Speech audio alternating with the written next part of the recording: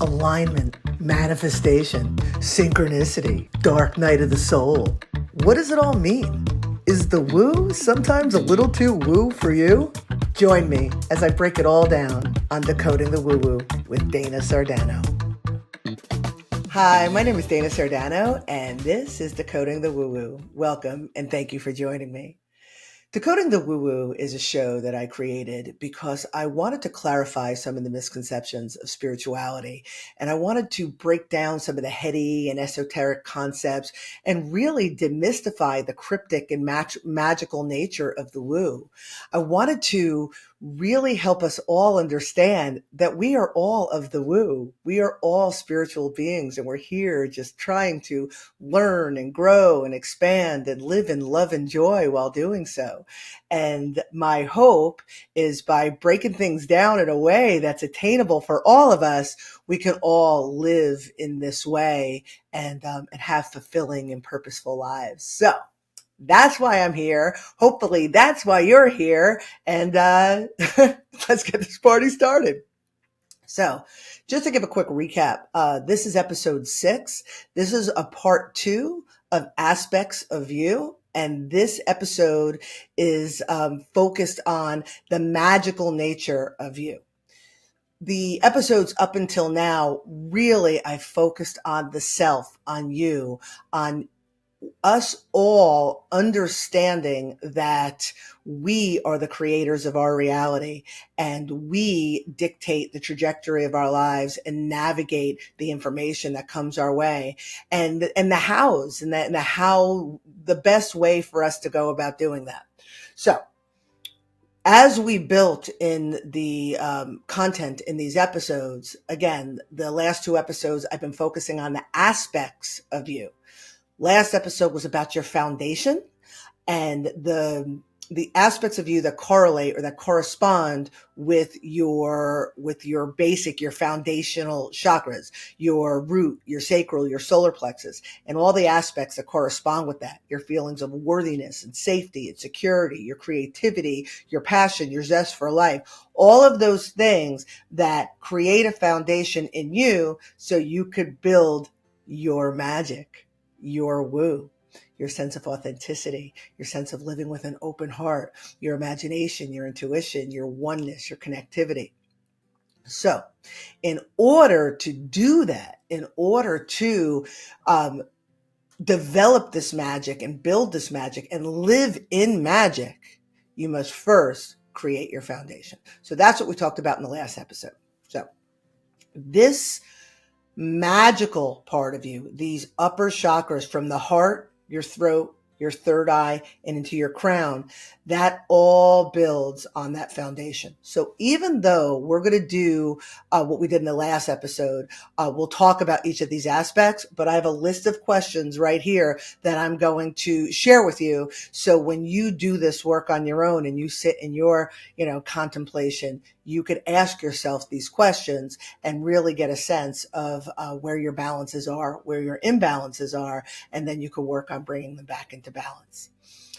Even though when you ask yourself these questions in these upper chakra areas, even though it will assist you in detecting the imbalances, it's very, very important that you realize or that you understand that many of these balances don't start in these areas. They begin in these foundational chakras.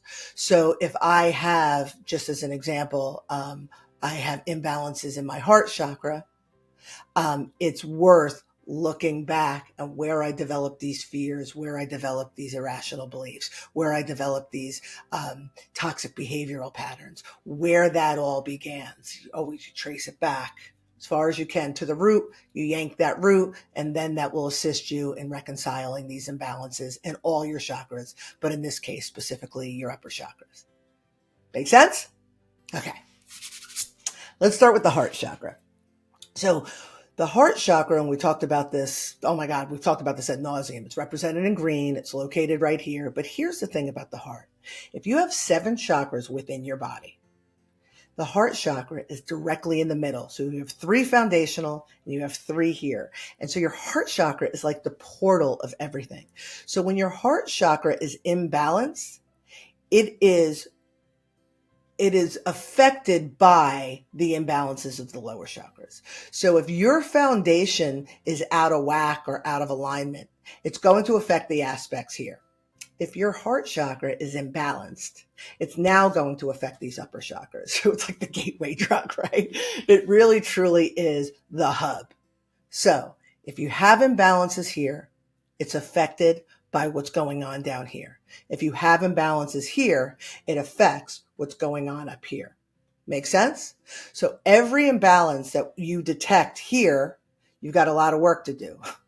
But you've got some excavating to do. You need to look and see, what was the source of it. And then when you bring it into alignment, you're going to see how it positively affects what's going on up here. Okay, so without further ado, let's talk about some questions. So the main attributes, the aspects in this area are your sense of non-judgment, your sense of compassion, forgiveness, loving without condition or expectation, gratitude. Oh my God. So here's some questions that you could ask yourself. Okay, I'm right here. Okay, unconditional love. So here are some questions you could ask yourself. Do I love without condition or expectation? If not, ask yourself, what are my conditions? What are my expectations? We do this all the time without even realizing it. You hear parents, right? You have children. Oh, well, you love them unconditionally. You love them unconditionally. But then you hear about parents who disown their children because the children grow up and have opposing belief systems. Maybe they don't follow the same religion. Maybe their sexual orientation, maybe just their beliefs about the world around them. So the parent then disowns them because of these beliefs. But that is conditional love. Do what I want, be the way I want, believe what I want, and I will love you. Or loving with expectation. Oh my God, I did this most of my life. I thought if I loved the shit out of somebody, then they would kind of be like they had to, like an indentured servant, right? Like they had to love me back. And it was my irrational beliefs about myself that I could force, cajole, really bully somebody into loving me by loving them so hard, as opposed to being lovable. So loving with condition and expectation is really something that we have to look at, and it creates a lot of codependence in relationships. So those are some of the questions for loving unconditionally. The next one is forgiveness. Here are a couple questions you could ask yourself. Do I readily forgive others for their, and I say in quotes, wrongdoings? Because people are just being who they are. We judge their doings as wrong. Do I readily forgive myself for mine? And in asking yourself these questions and detecting these imbalances, this goes back to recognizing that it's all just information, that we are not victims. All of the things that I talked about in the previous episodes. Okay, the next one, compassion. Am I able to have compassion for others, even if I don't align with their way of being? Am I able to offer understanding, even if I would never do that? Am I able to recognize that we are all doing the best we can with what we've got? And if I've been wronged by another, it was never about me. All of this work that I talk about all the time in the journey of self-discovery, all the stuff that I talk about in 10 Recs about I am not a victim and I will not become entrenched in my emotions and I will, not feed into toxic behavioral patterns and irrational beliefs and things like that. It always goes back to that, because the one thing that I've learned, and this is something to really contemplate about compassion, is the best and probably the only way we could truly, truly have compassion for another is to have lived our experiences. It doesn't have to be identical, but the overarching pain, grief, loss, right? The experience of humanness. Having had those experiences, having faced those experiences, having overcome those experiences, having been able to develop forgiveness for yourself and for whoever else was a part of those experiences, and truly have evolved, transmuted, alchemized those experiences, and then be able to live in a place of compassion because you now have understanding. You have understanding for yourself, the hows and the whys and how you got there and how you overcame. And then you can see it in others. Oh my God, you can see it everywhere because you have allowed yourself to have those experiences and come out the other side. So compassion is huge, but until we, again, reconcile the imbalances of that foundation to come to that place, that's the only way we can have compassion. And when we have that, the heart opens and we see the world much differently, much less judgy, right? Much less fear-based. And we can be, oh. Okay, the next one, non-judgment. How often do I judge others' choices or ways of being? Is the word should a prevalent part of my vocabulary? Can I be at peace with my present circumstances, recognizing all the pieces for what they are, removing all judgment of the parts and players of my experience? It's all just information. It's all just information. It's all just information. Okay. Sensitivity. Am I able to connect on a deep emotional level?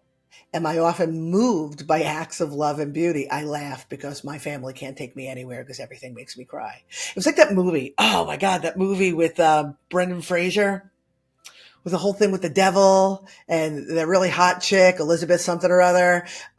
She's the devil and he cries at the sunrise or the sunset. Totally butchered it. You know the movie. I know you know the movie. Anyway. Do I feel others from a heart space? Do I mistrust others and protect myself with well-developed coping mechanisms?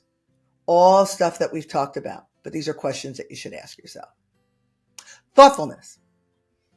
Do I do for others without an agenda? Right? Loving without condition or expectation. Do I do for others just because it feels good to do for others? Do I ask others how they are doing without prompting? When was the last time I did something thoughtful for another without an agenda? And the last one, gratitude. Am I able to find gratitude for the suck while in the suck? And that's really a big one because when we begin to understand that it's all just information, that these are all experiences for us to learn, grow, and expand. And we're in the suck. And I know it's difficult when you're in the suck because we're all entrenched in our emotions and we're all immersed in all that. But when we recognize that there is a greater good here, and when I overcome this, I will be better for it, when we can have gratitude for the suck, that's when you know you truly embody gratitude. Do I take what I've created for myself for granted, or am I grateful for all of it, even the mundane? How often do I take stock of my life and show gratitude for it, the good, the bad, and the ugly? Again, similar theme here. How often do I give thanks for the little things? Oh my goodness. And these all go hand in hand. And when we reconcile the imbalances of our compassion or our loving unconditionally or any non-judgment, then the other ones will fall into place. And it's really a beautiful place to start. And what you'll find is when the heart chakra, like when the foundation is strong and the heart chakra opens up, oh my God, everything else falls into place. So I'm going to talk about the throat, the third eye, and the crown relatively quickly because I feel like in this episode, it's more about you having the questions that you can reflect on than me telling what I think are cute little anecdotes. So I'm really going to try to focus here so I have the time to get all of them in. So throat chakra, self-respect and boundaries. Do I set proper boundaries with others? Do I set proper boundaries with myself? Do I adjust my boundaries when I grow out of the old ones? That's a big one. That's a big one. I'm like, I set a boundary. Yeah, but as I evolve, my needs change. And as my needs change, I have to set new lines in the sand. And we often don't do that. And you know what happens sometimes also? Oh, listen to me. I'm not going to tell little anecdotes. Here I go. But what happens also is, and this happened with my family, when I started to evolve and create more worthiness within myself, I started setting boundaries. And I always joke, but they didn't get the memo. So they're still acting under the old rules. And when I set new boundaries, everybody freaked out because this isn't how we played the game before. And it kind of, shit hit the fan a little bit. And that story's for another day. But you'll find when you begin to have the worthiness to set the boundaries for yourself, the people around you may not appreciate it, but that's okay because people will show up that do. Little disclaimer there. Okay. Do I respect others' boundaries? Do I address those who breach my boundaries? I always joke, it's not enough to set the boundaries. You have to keep the boundaries. Little Jerry Seinfeld reference. Okay, honesty. Am I being honest with others? Am I being honest with myself? The lies we tell ourselves. What lies do I tell myself? What am I protecting? What am I afraid of? So here's what you'll find. You'll find with your level of honesty with yourself, if you find that there's imbalances there and you have things about yourself that you're protecting, it goes down to fears and coping mechanisms and beliefs that were developed in your foundational chakras. And when you begin to look at those and bring those into balance, you will find your level of honesty. You will no longer fear honesty with yourself because you'll understand that you'll always be better for it the more honest you are. It's, you peek behind the curtain and it's scary, but once you open the curtain, you're like, it's dust bunnies. That's all it is. And then you clean them out and you move on. Okay. Integrity. Do my words match my deeds? Am I hiding something within? Am I the person I portray myself to be? Do I portray myself favorably, but mentally beat myself up? Again, we think integrity is I say I'm going to do something and I do it, but it's so much more than that because integrity and authenticity really, they merge within one another because when we're not honest with ourselves about who we are and we're trying to portray we're something because we are shameful of who we are, lower chakra stuff, we lack integrity and we come across as inauthentic or disingenuous, which leads me to the next one, authenticity. Is the world seeing the real me? If not, what am I afraid of? Where does that come from? Why am I scared? What do I believe about myself that creates reservations about bringing my true self to the world? What are my natural proclivities, my greatest gifts, the things that come most naturally to me? That's who you truly are. But you know what we've learned? At least I've learned so many of my greatest gifts, my impulsivity. I was taught that that was a bad thing, only because it was out of balance. My speaking my mind, I was taught that was a bad thing because the people that didn't want to hear it. My leadership qualities, I was taught that was a bad thing because it was out of balance and I might have been bossy, or at least that's what they told me. So we squelch our natural inclinations and we squelch our gifts to cope and to be comfortable around others who are not comfortable with us. It's just about balance and imbalance. What comes natural to you, just bring it into balance. And those are the gifts you bring to the world. Am I comfortable with sharing them with the world? If not, why is that? Am I truly living in alignment with the purest essence of my soul? See, when I learned to be honest with myself, and when I learned to embrace the parts of myself that I've been uncomfortable with before, they say the shadows, but the parts that are out of balance, and bring them back into balance, they become a gift to myself and to the world around me. And navigating the trajectory of my life becomes smoother because I'm in alignment with my true essence. I'm living in authenticity. It's the most beautiful space to be. Communication. Do I communicate my thoughts, wants, and needs respectfully? Do I listen to others? Do I feel heard when I speak to others? Do I express my feelings with ease? We live in a world, in a climate right now where communication is stunted and poor. The collective consciousness is in a place where hopefully we're realigning those lower chakras collectively, because the way the heart chakra of the collective and the throat chakra of the collective is right now is stunted because of our collective fears, our collective lack of worthiness, our collective pains, our collective anger, all of that. So you see it in the macrocosm, but in your individual microcosm, you can make a difference by realizing when you express yourself aggressively or when you don't express yourself at all. And learning to own your authenticity and feel worthy of it and bring that to the world. It's all connected. Okay, the next one. The aspects of ourselves that are located in the third eye area. This is your discernment, your vision, your imagination, your intuition. So if your heart chakra is closed, you carry fears. If you're not living authentically because of, whatever fractures are in your foundation, your clarity is going to be stunted. Your ability to discern is going to be stunted. Your vision, your big picture is going to be stunted. So let's ask some questions. Discernment. Do I trust myself to make decisions that are for my highest good? Do I trust myself to build relationships that are for my highest good? Do I know what decisions are best for me? When I exercise discernment, does the trajectory of my life get easier? Do I make decisions based on logic that are void of emotional attachment? People always talk about non-attachment, non-attachment. Non-attachment isn't just about giving away your stuff. It's about detaching from the emotions, detaching from the beliefs, and just taking things for what they are and going from there. So that's your discernment. Vision. Am I able to see the big picture with clarity? Do I know the proper steps to get there?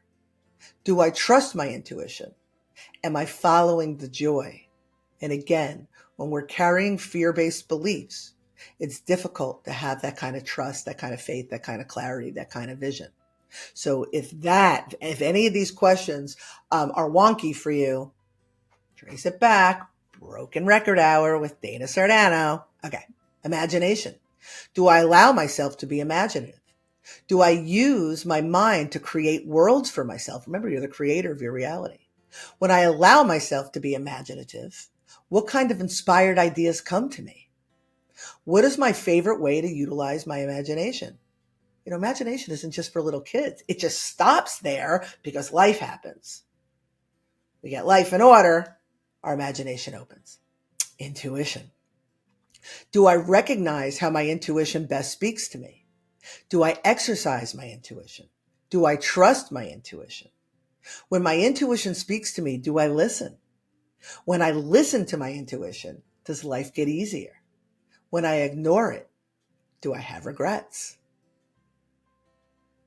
Something to think about. Okay. And lastly, let's talk about the crown. And let's talk about the aspects that correspond with the crown. So it's about your presence, your mindfulness, your connection, your feelings of oneness. Again, blah, blah, blah, blah, blah, lower structure, crack, this is closed off, you know the rest. So when you ask yourself these questions, think back to the root causes. Okay? Okay. Presence. Am I able to be in the moment without distracting myself? Please sit on that question. Am I able to enjoy the now without rushing to what's next? Am I able to find peace in the moments? Do I value the time I spend just being? And I'm going to add this part. Or do I feel guilt for not doing? That's all down here. Mindfulness. Do I take the time to think about the decisions that I am making? Do I overthink them? Am I mindful of my response to stimuli? Remember, it's all just information. Am I reactive and sometimes even regretful of my reactions? Connection. How often do I allow myself to connect with nature? It's a big one. We're all in these boxes sitting behind these squares on our mini rectangles. Okay. How often do I meditate just to connect with myself and or spirit? Am I able to connect with other sensitivities just by being? How often do I feel peace? How often do I feel freedom? Freedom from worry, freedom of the man, freedom of everything, of our, responsibilities, freedom of all of it. Freedom is here. And lastly, oneness. How often do I feel genuine oneness with the world around me? Am I able to feel peace and freedom within the chaos? Am I able to feel love in my heart regardless of the circumstances around me? So please, please, I implore you, take these questions, sit on them, ask yourself, Rome wasn't built in a day. Just pick one that is out of balance and look at it and see if there's ways that you could reconcile these imbalances. I don't go in nature enough, so I'll go outside more. Or reconcile the imbalances by figuring out what the source of them are, the source of them is, and really try to find the root cause, the belief, and look at that belief and see if you could restructure that. So really take the time. You're worth it. Because when you start to look at life as balances and imbalances, and when you start to look at the things around you as some information and really able to detach from the judgment, the emotion of it all, you could really bring things into balance and streamline your trajectory to joy, peace, and freedom. And it's a beautiful thing. So there's your homework. And I wish you the best with it. And before we go, you know what I got to do. So for those of you who are new, I highly recommend you go back and look at the first few episodes because it all builds up to this place. But I also have created this deck of cards with my dear friend Anne-Marie Scorti with my artwork and her beautifully empowered channeled messages. And I picked this one extra special for today. This is Ethereal Mother, by the way. Actually, I got her hanging right over there. You can't see the kids behind Barry Manilow. It's just one of my faves. Okay. The message on the card is forgiveness. Forgiveness is the key to alignment.